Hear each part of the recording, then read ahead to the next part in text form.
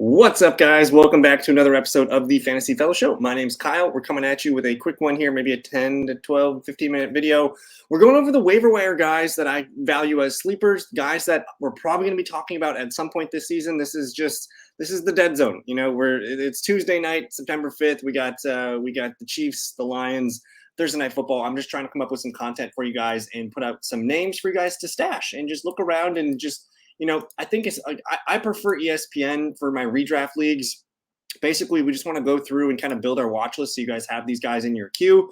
But what we're going to do is we're going to take a lap around the quarterbacks, running backs, receivers, and tight ends that I think you guys need to be aware of and potentially just monitor, and we'll see what happens with these guys. So I have this filtered by roster percent tab right now. Clearly, we're not talking about like the top owned guys here. I do think in your one QB leagues, it seems to be the cutoff that like Jared Goff would be like the best QB available in your leagues. But as far as QBs, there's really not too many guys that we need to monitor. I think for one QB leagues like Goff, Pickett, those guys are exciting potential QB2s. Derek Carr, Brock Purdy. I like Jordan Love quite a bit. Sam Howell, another guy to monitor here for your QB1 leagues. Superflex leagues, I'm assuming everybody already got all 32 starting quarterbacks. Really, like if Mac Jones, Baker Mayfield, Desmond Ridder, Tannehill, if those guys are out there in your super flex leagues, go ahead and grab these guys. And then the bottom of the barrel guys at QB that we should monitor.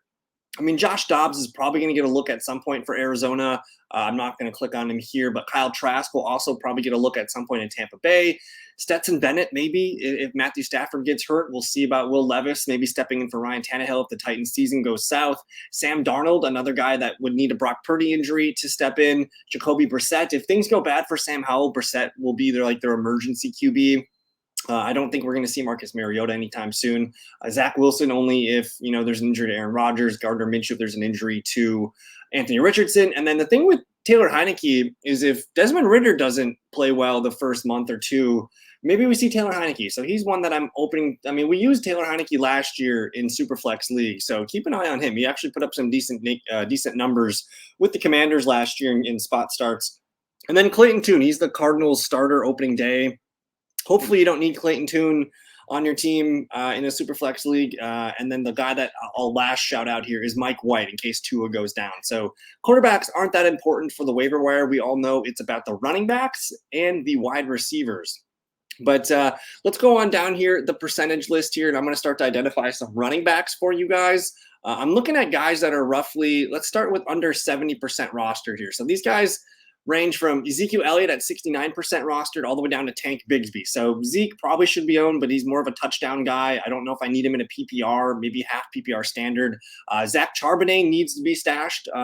If you guys play in 10-man leagues and Zach Charbonnet's out there, I'd try to find a way to get him on your bench. Singletary he's basically just a handcuff. If Dameon Pierce were to go down, he would be of interest. Elijah Mitchell's just a handcuff. Now, Jaylen Warren at 47%, I don't think he's just a handcuff. I think he's a guy that's got a base role of 8 to 12 touches each game, whether that's 8 carries and 3 targets, something like that. I think Jaylen Warren needs to be owned. I don't know if Jeff Wilson needs to be owned. He's on IR. If you want to burn your IR spot with Jeff Wilson, that's fine. But I think it doesn't sound good for Jeff Wilson. We might not even see him play this year. Tyler Algier, definitely a handcuff, but he's also kind of like a Jaylen Warren, A.J. Dillon type, where he's going to have a base role of 8 to 10 touches probably per game, and he's a great emergency play in case Bijan goes down. Now, the Colts backs, Deion Jackson, Evan Hall, and Zach Moss. I don't think any of these guys are going to be startable for fantasy. If there is an injury to one of these guys, maybe it becomes more clear, but as long as JT's out, I don't think we can responsibly start Deion, Hall, or Zach Moss. Now, the Colts have come out and said Zach Moss is the starter. So if I'm going to own one guy, it's probably Zach Moss, but we'll keep an eye on Deion Jackson. He might be the third down change of pace back. Damien Harris, only 28% owned. He's like a touchdown, short yardage runner for Buffalo. It's good offense. I don't mind stashing Damien Harris. And then Tank Bigsby here, we'll see what his role is behind Travis Etienne, but I think he could be in for short yardage duties, goal line duties, and we'll see what he can do as the season moves on. Now we're looking at guys that are basically under 25% rostered. I think you got to try and find a way to get Devin Achane on your roster. He might be the long-term guy there, worth holding on to. We know Raheem Mostert gets injured often. And Achane's really the second back. As long as Jeff Wilson's not there, Achane might be the guy that emerges there. Roschon Johnson, definitely want to stash Roschon Johnson. I think he's pretty exciting. And I'm not exactly sold on Khalil Herbert. I don't think Khalil Herbert's a three down back. I think Roshan can be. So if Roshan has third down role, and if he's able to impress, on first and second downs, he might be slowly overtaking Khalil Herbert at some point this season. So monitor Roshan. I think he's worth the stash. Kenneth Gainwell, we'll see how the Philadelphia backfield shakes out, but I think he's definitely worth the stash. We know Philadelphia running backs score points, and DeAndre Swift and Rashad Penny are not the healthiest guys when looking at their history. So Gainwell might be like a last man standing, RB2 play at some point this season. Gus Edwards is the handcuff, but I want to pause on Gus Edwards because we didn't really see him play a lot this preseason. We did see a lot of Justice Hill. They might make Justice Hill the number 2 back. I'm not sure. So we'll pause on Gus Edwards. I think Deonta Foreman's kind of the third man, the third wheel in the Roshan Khalil Herbert backfield. We'll see if he can get in. But if there's an injury to Khalil Herbert, that's going to make Deonta Foreman of use. There's Evan Hall, who, again, I think Evan Hall week 1 with no Zach Moss, I think Evan Hall's going to lead the team in touches, but I don't expect Anthony Richardson to check the ball down and get these guys the PPR volume that we're looking for. So I kind of view Evan Hall and Deion Jackson as like non-roster guys right now. If you have a shallow bench, I'm willing to let these guys go for some other players. I'd rather own Tajay Spears. We know that if Derrick Henry goes down, Tajay is a starting running back in fantasy football, and he's also probably the third down back right away. Chuba Hubbard, kind of the handcuff to Miles Sanders. We'll see if he can get some base work. Deuce Vaughn, to me, is still the number 3, number 4 running back. I believe Rico Dowdle, who we'll talk about in a bit, is the running back to own behind Tony Pollard. Josh Kelly looks like the clear handcuff to Austin Eckler. He's worth a stash. And Kieran Williams, man, they liked Kieran Williams a lot last year before the season started. He got hurt week 1 and he kind of battled back throughout the season. But keep an eye on Kieran Williams. He might kind of limit some of the upside for Cam Akers.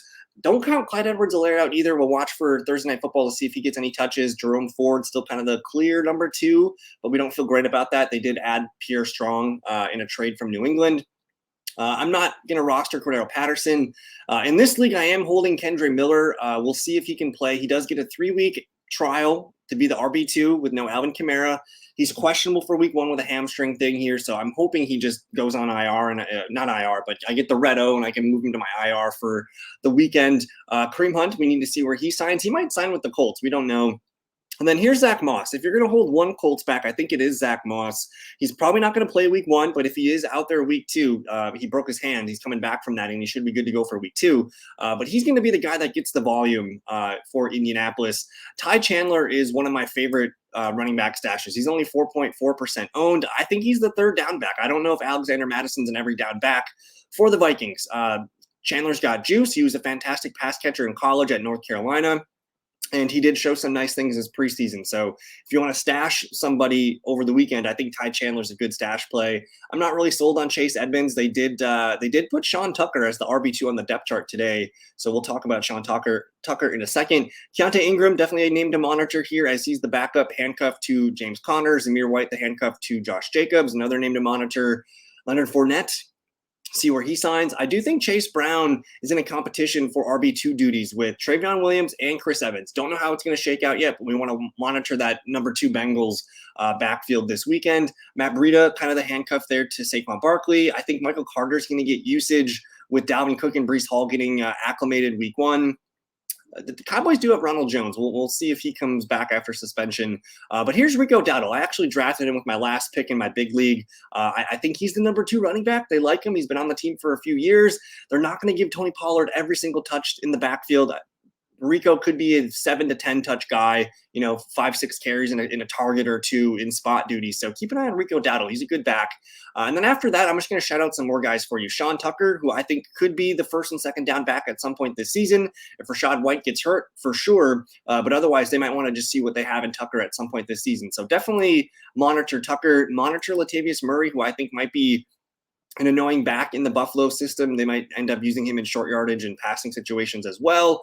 Keep an eye on Jaleel McLaughlin. He's an ultimate sleeper here. If anything happens to Samaje or Javonte, we'll be talking about Jaleel McLaughlin for sure.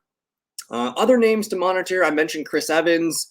I mentioned, let's talk about Chris Rodriguez. If anything happens to Brian Robinson Jr. or Antonio Gibson, Chris Rodriguez is a nice profile back that could carry the load. DJ Dallas, Boston Scott, Pierre Strong, kind of bottom of the barrel guys here. But I think I hit most of the guys I want to talk about. I want to go to one more page here and see if there's anybody else I can shout out for you. Justice Hill is a guy that I think could be the number 2 back over Gus Edwards. We'll monitor him for sure. Otherwise, I think this list is pretty beat up. I like Jordan Mason and Tyrion Davis-Price as deep stashes. If anything happens to CMC or Elijah Mitchell, which always happens to Mitchell, we'll be talking about those guys. But that's probably enough for the running back room. Let's go look at the wide receivers that are under, about 70% owned, and there's a lot of them. So the first one's Adam Thielen. Thielen should be owned in 10 and 12-man leagues. He's the number 1 wide receiver for Bryce Young. Moving on to the second page, and all of these guys are going to be, again, under 70% owned. So if you play in a 10 or a 12-man league, that's where these players might be available. Let me just hit refresh on this for you guys. I'm not sure why it's taking so long. Receiver, all available, and we're filtered here. Let's go to page 2. So yeah, Adam Thielen should be owned. Other guys that I want to just shout out, I think Nico Collins is only 58% owned here. He needs to be picked up. Elijah Moore should be owned. Tyler Boyd, maybe not so, but Kadarius Toney should be. Alan Lazard should be. We'll monitor KJ Osborne and Zay Jones. These guys are good wide receiver 3s on good passing teams.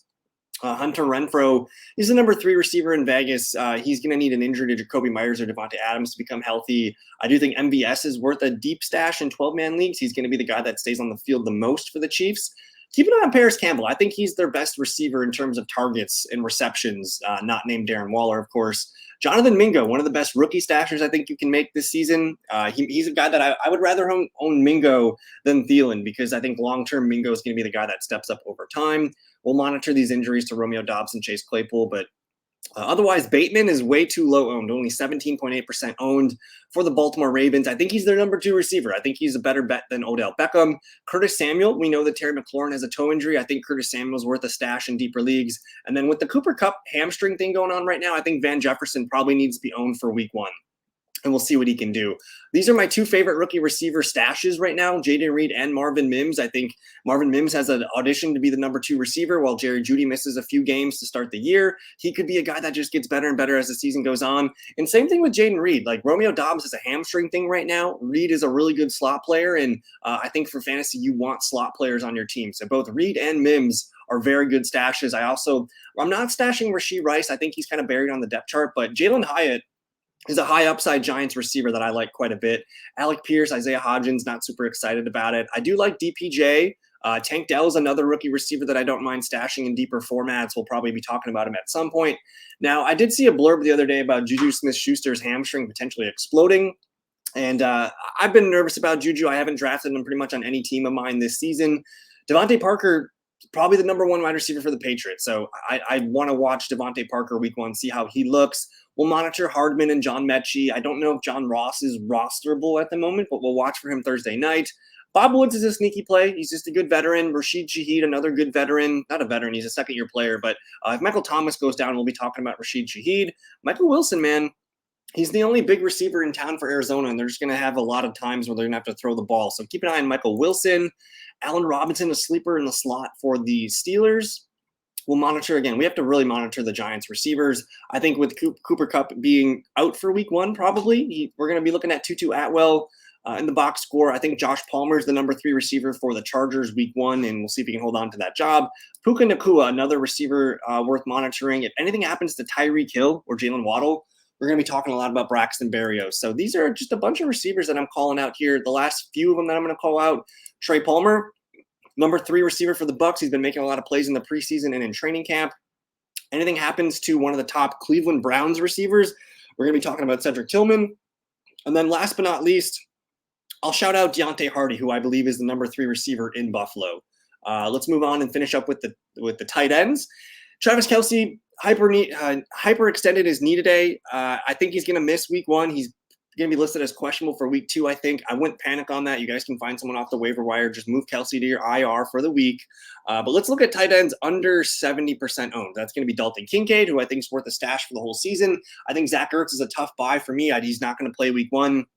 Okonkwo, Everett, Dulcich, Jawan, Laporta, these guys are all fun plays. If you're missing Travis Kelce, I think Tyler Conklin on Monday Night Football as well. I'm not interested in Gesicki, at all. I think Knox is an interesting Kelce replacement as well. Irv Smith, we didn't really hear a lot about him all summer, but he's in a good offense and he's tied to Joe Burrow. I think he can be a better version of Hayden Hurst last year. The guy that I want to stash, though, is Luke Musgrave. If you need a tight end, too, play Luke Musgrave. He's going to be on the field a lot, and I think he's a high-profile rookie tight end. Jake Ferguson's my other guy that I want deep stash in all my leagues. I own him. He's my tight end 2 in my most important league, so I think he's going to do a Dalton Schultz impersonation and might end up being better than Schultz. Hayden Hurst, not a bad option. We'll watch for the rookie Michael Mayer. Hunter Henry can be streamed if you need a guy for Travis Kelce. And then guys down here like Noah Fant, we'll see about him in the Seattle offense. He might get lost with JSN there now.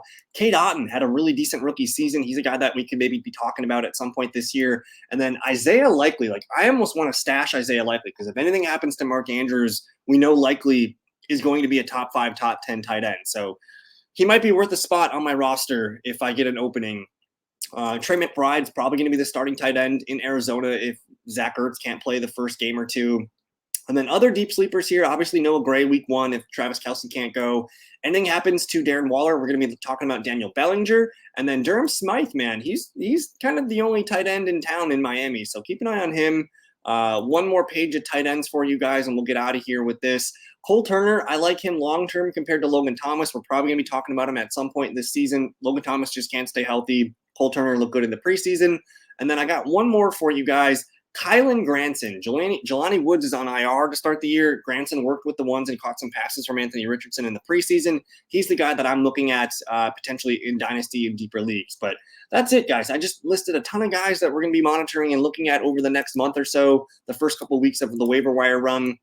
If you guys have any questions or anybody to add to this list or want to ask me if you need to start or sit somebody or cut somebody, let me know in the comments. Thank you guys for your time. We'll see you Wednesday evening for this first start sit show of the year, week 1, starting at 7 p.m. Central Time tomorrow night. Thanks, guys. Peace.